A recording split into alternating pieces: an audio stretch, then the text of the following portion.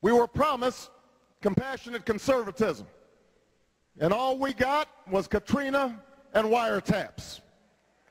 We were promised a uniter, and we got a president who could not even lead the half of the country that voted for him.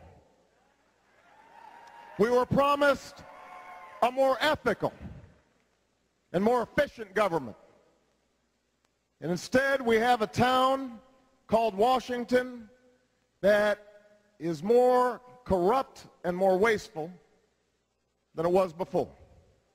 And the only mission that was ever accomplished is to use fear and falsehood to take this country into a war that should have never been authorized and should have never been waged.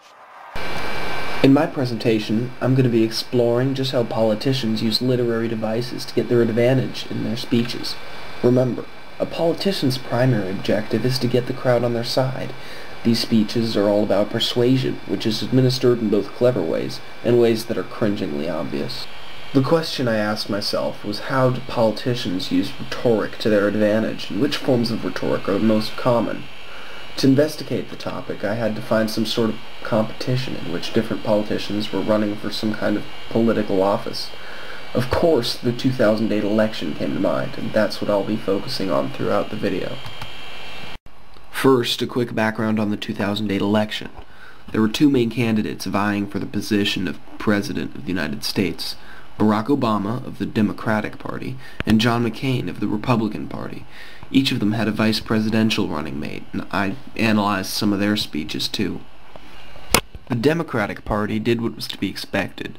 After 8 years of Republican control of the executive branch of the government, Democrats felt encouraged by the previous administration's failures that the people would look to them as a new hope. The Democrats then tried their best to associate the Republicans with the Bush administration, the bogged-down war in Iraq, and various other letdowns of the preceding government. To win the election, the candidates had to convince a doubtful public that they were right for the job. To do this, they had to act the part of a traditional American.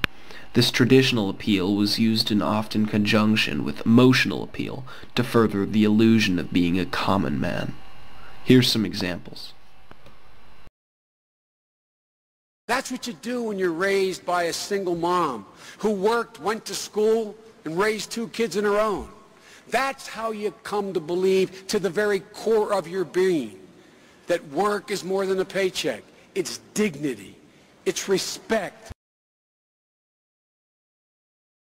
My friends, when I was growing up, my father was often at sea, and the job of raising my brother, sister, and me would fall to my mother alone.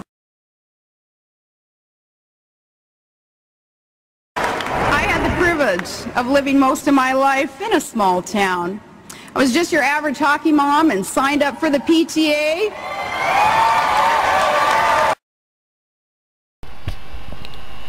The most used rhetorical device, however, even surpassing the traditional appeal, was repetition. Politicians, it said, love to repeat themselves, and after watching hours of election speech tapes, I'm obliged to agree. Repetition, especially in AFRA, was used, perhaps overused, by the candidates, but it sure was powerful. Here's just a few clips that I've tacked together to demonstrate this. The American people are ready. I am ready. Barack is ready. This is his time. This is our time. This is America's time.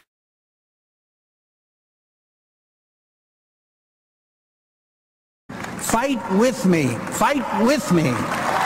Fight for what's right for our country. Fight for the ideals and character of a free people. Fight for our children's future. Fight for justice and opportunity for all. Stand up to defend our country from its enemies. Stand up for each other, for beautiful, blessed, bountiful America. Stand up, stand up, stand up and fight. As president, I will end the war in Iraq. We will have our troops home in 16 months. I will close Guantanamo. I will restore habeas corpus. I will finish the fight against Al-Qaeda, and I will lead the world to combat the common threats of the 21st century.